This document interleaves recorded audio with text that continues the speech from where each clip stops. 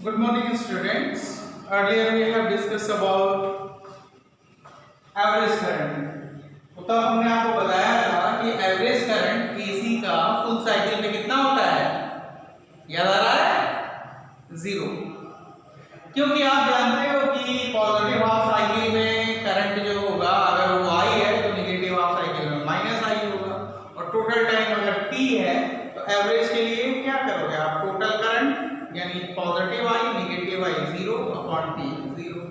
इसका मतलब कल हमने आपको साफ साफ समझाया था कि एवरेज वैल्यू ऑफ करंट जब भी हमें फाइंड करना होगा, हम क्या करेंगे? एवरेज वैल्यू ऑफ करंट को हम हाफ टाइम पे कैलकुलेट करेंगे, और उसको करके हमने आपको दिखाया था। उसकी वैल्यू क्या आई थी, याद आ रहा है आपको?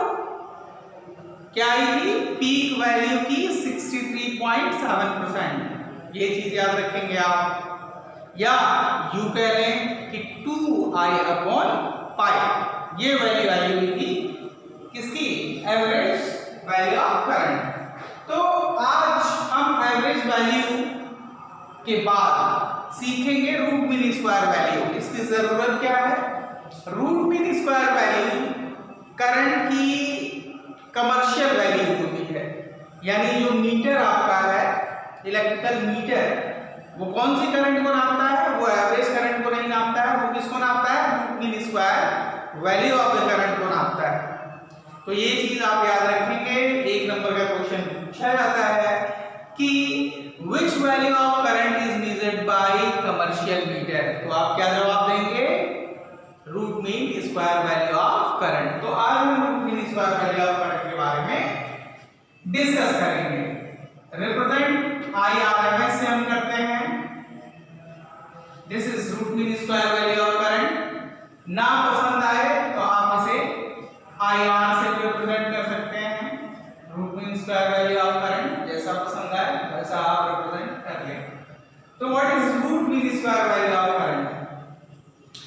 इसे भी जब हम एक्सप्रेस करेंगे, याद है आपको ना, हमने जब बताया था एवरेज वैल्यू ऑफ करंट आपको डिफाइन करना है तो डीसी के टर्म में करना है, और किसके रेफरेंस में करना है? चार्ज के रेफरेंस में, कि average value of AC current is equal to that value of DC current which will provide same amount of charge in same time t/2 as provided by AC current to the same circuit for the same time।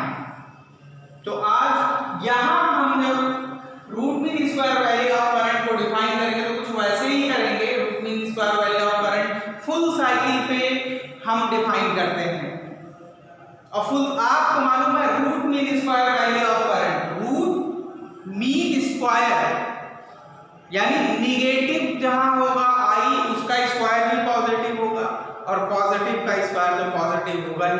तो ऐसे में जब हम average लेंगे तो हमें full cycle यानी पूरा टी पे करंट की वैल्यू मिल जाएगी।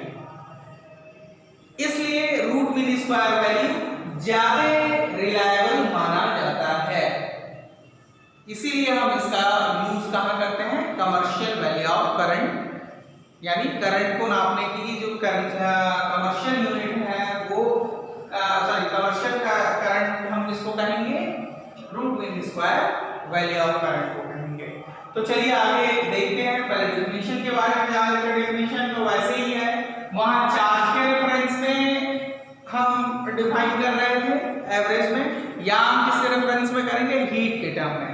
मान लो हमारे पास एक कॉइल है, दिस इज आवर कॉइल, एक रेजिस्टेंस है, और इसे हम सप्लाई दे रहे हैं, वी आर सप्लाइंग इट। तो क्या होगा? कुछ हीट इसमें प्रोड्यूस होगा। तो root mean square value of current is equal to that value of DC current which will produce same amount of heat, वहां चार्ज की बात नहीं, यहां same amount of heat in time T, या in complete time period, या in complete rotation, as provided by AC current when flows through the same circuit, या the same resistance for the same time and for the same time and for the same time and for in the same conductor या same resistance. तो फिर से एक बार देखते हैं what is RMS value of current. RMS value of current of AC is defined as that value of DC current which will provide या which will produce same amount of heat through any resistor as produced by AC current when flows through the same resistor for the same time। Okay, तो ये definition हम लिख लेते हैं, बहुत ही easy है, याद यही रखना है कि यहाँ हमें हीट के टर्म में अपना रेफरेंस लेना है, चार्ज के टर्म में नहीं। चार्ज के टर्म का रेफरेंस हम कहाँ लेते हैं? एवरेज करंट निकालते समय, और एवरेज करंट हमेशा किस पे निकलता है? आधे टाइम पीरियड पे, और ये किस पे निकलेगा? पूरे टाइम पीरियड पे। तो the root mean square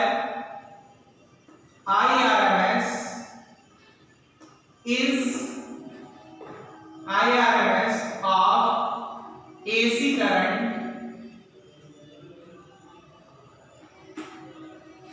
is equal to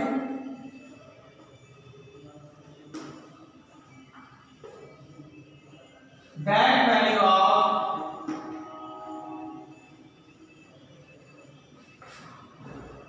DC current which will give same amount of heat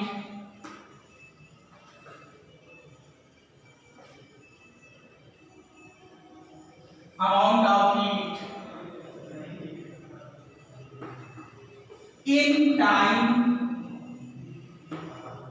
t। देखा ना आपने, हमने कंप्लीट टाइम लिया है। as produced by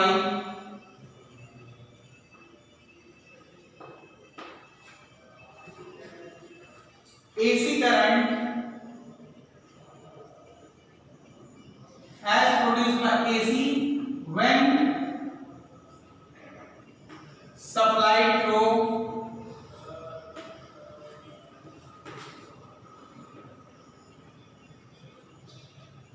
same resistor या सेम कंडक्टर की बात कर रहे हैं, सेम रेजिस्टर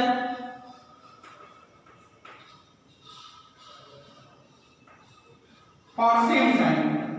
तो यहां सेम टाइम क्या है? कंप्लीट टाइम यानी T for same time. Same time क्या है? टी। तो दिस इज द डिफिनेशन, बहुत सिंपल है। अगर आप क्लियर, आपका दिमाग क्लियर है तो आप डिफिनेशन खुद ही लिख देंगे, बहुत ही सिंपल है कि IRMS of AC is equal to that value of DC current which will produce same amount of heat through any coil या conductor या resistor for a given time t as produced by AC when supplied to the same conductor या resistor for the same time period t। अब derivation की बात आती है कि derive कैसे करें रूट मीन स्क्वायर वैल्यू की। तो डेरिवेशन आता है, इसलिए जरूरी है। तो हम इसकी डेरिवेशन अब देखते हैं कि IRMS यानी root mean square value of current को डिराइव कैसे करेंगे।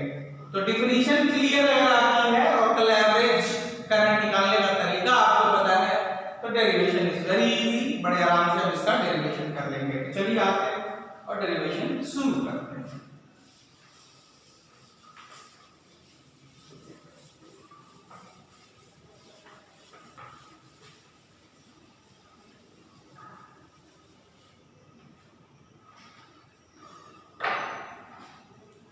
हमने आपको पहले ही सिखाया था कि पहला इक्वेशन, पैरेंट इक्वेशन हमारा कौन सा होगा?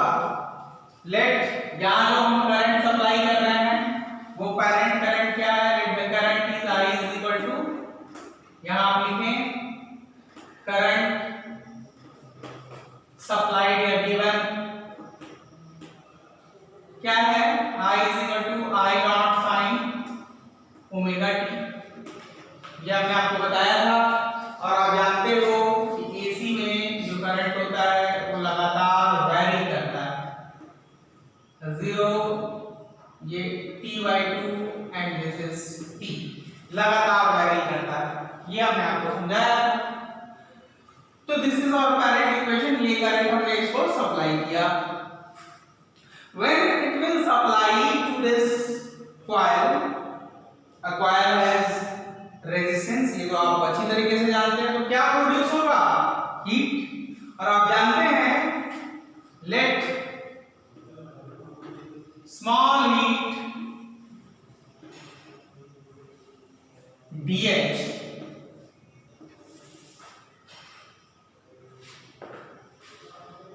generated, ठीक है। अगर इस रेजिस्टेंस की वैल्यू क्या है? R, तो आप जानते हो हीट जो होता है स्मॉल हीट dH को हम क्या लिखेंगे? I square R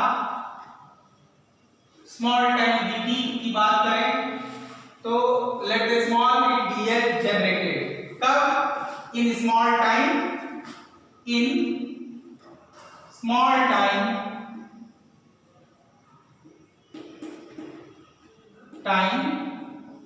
dt। तो dt टाइम में कितनी हीट प्रोड्यूस हुई? dH is equal to I square R dt। और आपका जो करंट इक्वेशन है उससे आप जानते हो ये जो dH है उसे हम क्या लिख सकते हैं? ये वैल्यू इक्वेशन को यहां पे रखेंगे, इसका स्क्वायर होगा तो कितना हो जाएगा बच्चों? I not square sine square omega T, या I स्क्वायर की वैल्यू हो गई। Any doubt? होना नहीं चाहिए। बचा क्या हमारे पास? R and dt। तो it means this is a small heat produced कब?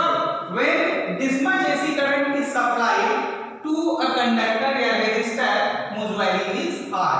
ये टाइम प्रोड्यूस हुआ कितने टाइम के लिए? dt टाइम के लिए। लेकिन फर्ज करिए कि हमें बहुत स्मॉल स्पैन ऑफ टाइम के लिए करंट नहीं फ्लो करना है ना, हमें तो लंबे समय के लिए चाहिए। आपको हो सकता है 5 घंटे बैठ के ठंड में जो है हीटर के सामने पढ़ाई करनी है या सिनेमा देखना है, तो उस केस में लंबा समय होगा। उसके लिए हम देखेंगे कि टोटल हीट कितना प्रोड्यूस होगा। तो हम इंटीग्रेट करेंगे टोटल हीट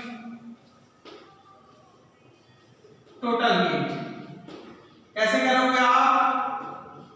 इंटीग्रेट करोगे dH को, कर लिया। कहां से कहां तक इस बार इंटीग्रेट करना है आपको हमने बताया था। इस बार हाफ साइकिल पे हमें जाने की जरूरत ही नहीं, हम एवरेज करंट तो निकाल नहीं रहे, हम रूट मीन स्क्वायर वैल्यू निकाल रहे हैं। तो हमारा जो इंटीग्रेशन होगा वो फुल साइकिल पे होगा, यानी t तक। चलिए आगे बढ़ते हैं। आप देखो दिस इज व्हाट? कांस्टेंट, क्योंकि ये मैक्सिमम वैल्यू ऑफ करंट है। This is amplitude, maximum value of current. ये तो पूरे प्रोसेस के दौरान चेंज नहीं होगा, तो इसका इंटीग्रेशन नहीं होगा, इसको हमने रख लिया बाहर। इंटीग्रेशन ये R रेजिस्टेंस आप जान गए हो, जब प्रोसेस आपका चल रहा होगा तो बीच-बीच में बार-बार आप जो है अपनी सर्किट में रेजिस्टेंस को बदलोगे थोड़े, वो तो वैसे ही रहेगा। तो ये हो गया आपका I square I not square R, ये जो कांस्टेंट का बाहर कर लिया। और इंटीग्रेशन किसका हो रहा है? Sine square omega t dt, इसका होना है। अब बायो वालों के लिए तो भैया मामला बिगड़ गया। इतने खतरनाक वेरिएबल का इंटीग्रेशन होगा कैसे? तो चिंता करने की कोई जरूरत नहीं है माय डियर।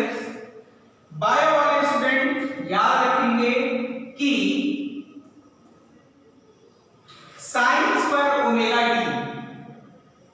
dt का इंटीग्रेशन अगर 0 से t के बीच में हो रहा है तो उसकी वैल्यू हमेशा कितनी आती है? t/2। तो फॉर बायो स्टूडेंट्स स्पेशली मैं बता दूं कि आप यहां किनारे ब्रैकेट बनाएंगे इस तरीके से, आगे चलते हैं, और आप लिखेंगे कि integration of sine square omega t dt का इंटीग्रेशन 0 से t तक कितना आता है बच्चों? अभी क्या बताया? t/2।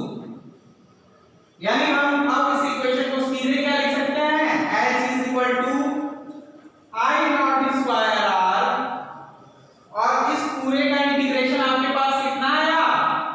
T/2। तो हम ऐसा लिख दिया। इसका मतलब हमने जो एसी करंट सप्लाई किया था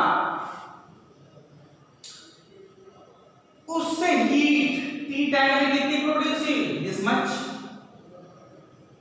अब ये एसी करंट जो है डीसी की उस वैल्यू के बराबर होगा जो इतनी ही हीट प्रोड्यूस करे उतने ही टाइम यानी टी में। तो मान लो लेट डीसी की वैल्यू हम वही मान लेते हैं, कौन सा IRMS मान लेते हैं। एंड टाइम क्या है, टाइम इज टी, रेजिस्टेंस कितना है वही आर है। तो हीट इज इक्वल टू कितनी प्रोड्यूस होगी इस कंडीशन में, IRMS का square I square R and this is T। This is your second equation and this is your third equation. तो देखो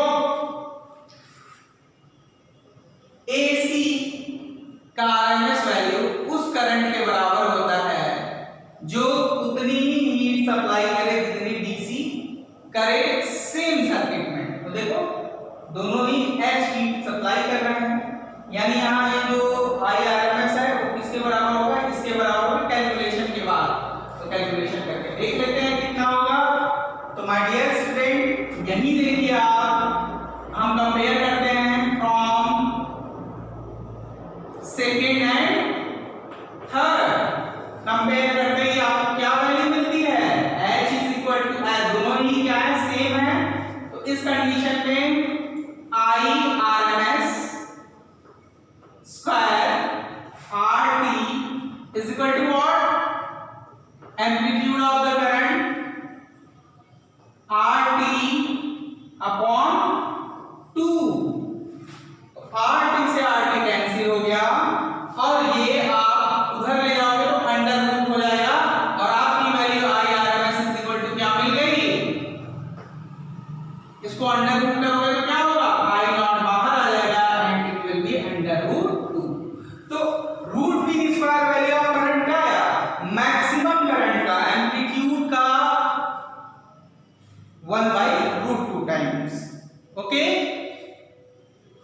या इसे अगर हम परसेंटेज में बदलना चाहें या पॉइंट में बदलना चाहें तो हम क्या लिख सकते हैं, 0.707 I0, यानी रूट मीन स्क्वायर वैल्यू क्या है, I0 या एम्पलीट्यूड से कम है। परसेंटेज में बदलना हो तो 100 से मल्टीप्लाई आप करोगे तो कितना हो जाएगा, 70.7%।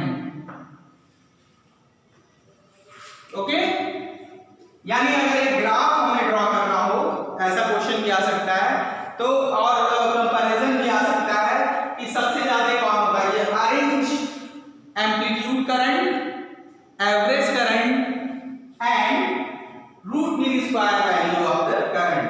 तो कैसे अरेंज करोगे आप, ये डेरिवेशन क्लियर है कि नहीं है। मैथ्स वाले बच्चों के लिए मैं बहुत ज्यादा जद्दोजहद नहीं कर रहा हूं, क्योंकि उस कंडीशन में आप क्या करोगे, यहाँ 2 से हम मल्टीप्लाई करोगे, 2 से डिवाइड करोगे और ये हो जाएगा 2 sin square omega T. 2 sin square omega T को हम क्या लिख सकते हैं, 1 माइनस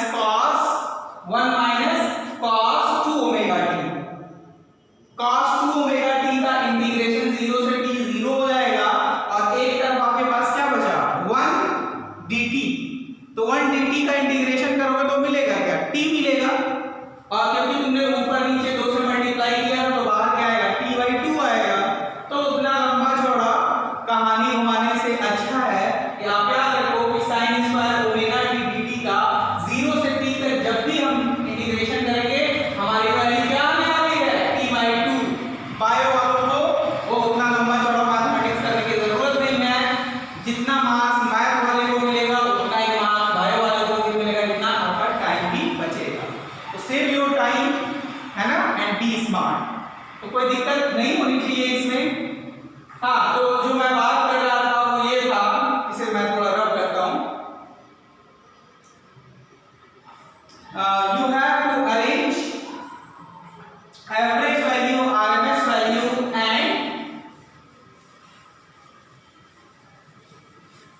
मीन स्क्वायर वैल्यू। तो आप देखो ये है आपका amplitude current, maximum current, and इसका 63.7% कौन होता है? Average value. This is average current IAV, and 70.7% होता है कौन? IRMS। तो आप अरेंज करो, सबसे ज्यादा कौन है? सबसे ज्यादा है I0, देन इससे कम थोड़ा सा कौन है? IRMS, और सबसे कम कौन है? IAverage। यानी अगर हमें ग्राफ पे इसे प्लॉट करना होगा, कभी कभी आ जाता है, तो हम कैसे करेंगे? देखो, दिस इज व्हाट, ये वैल्यूज क्या है? मैक्सिमम करंट है, ठीक है। और लगभग अगर ये मान लो क्या है, 10% हुआ, 10%, 10%, 10%, 20%, 30%, 40%, 50%, 60%, 70%, 80%, 90%, एंड दिस इज 100%। इसको थोड़ा ऊपर कर लेते हैं, ठीक है। तो ये this is your maximum I0, this one. तो 64% कहां पड़ेगा? 10%, 20%, 30%, 40, 50, 60 और इसके बीच में, यानी यहां कहीं। तो ये वैल्यू जो होगी हमारी, ये दिस वैल्यू, ये this value will represent IAV, और 70, इसके बाद 70 कौन है? ये, और 70 से थोड़ा ज्यादा, यानी यहां कहीं, ये कौन रिप्रेजेंट कर रहा होगा? It will B IRMS। तो एकदम एग्जैक्ट नहीं शो करने की जरूरत है, बस आपको ये मालूम होना चाहिए कि मैक्सिमम कौन होगा? I0, उसके बाद कौन आएगा? IRMS, और सबसे कम कौन होगा? IAV। तो इस तरह के भी क्वेश्चंस आते हैं, कोई दिक्कत आपको नहीं होनी चाहिए। मैंने फिर आपसे कहा, सीबीएसई में 1 नंबर का क्वेश्चन आता है कि आपका इलेक्ट्रिकल मीटर जो है वो कौन सा करंट नापता है? कौन सा करंट नापता है? बताया था ना आपको, मैंने बताया था कि वो कौन नापता है? रूट मीन स्क्वायर वैल्यू नापता है, और रूट मीन स्क्वायर वैल्यू किसके बराबर होगा? I0/√2 के बराबर। और IAverage कितना होता है? IAverage कितना होता है? कल बताया था आपको, 2I0/π के बराबर होता है। IRMS की वैल्यू कितनी है? वो कितनी है? I0/√2 परसेंटेज में भी निकाल के आपको हमने बता दिया। तो ये टॉपिक हम लोग यहीं तक रखते हैं और आगे चलेंगे अब इसके बाद, और नेचर को देखेंगे कि different components, different electrical components क्या क्या है। कैपेसिटर है, रेजिस्टर है, इंडक्टर है। तो एसी के अक्रॉस इनका बिहेवियर कैसा होता है, इनमें जो EMF है, इलेक्ट्रोमोटिव फोर्स या वोल्टेज कह रहे हैं सीधे सीधे, उसका और करंट का क्या बिहेवियर है, उसके बारे में स्टडी करेंगे। Okay, thank you my dear.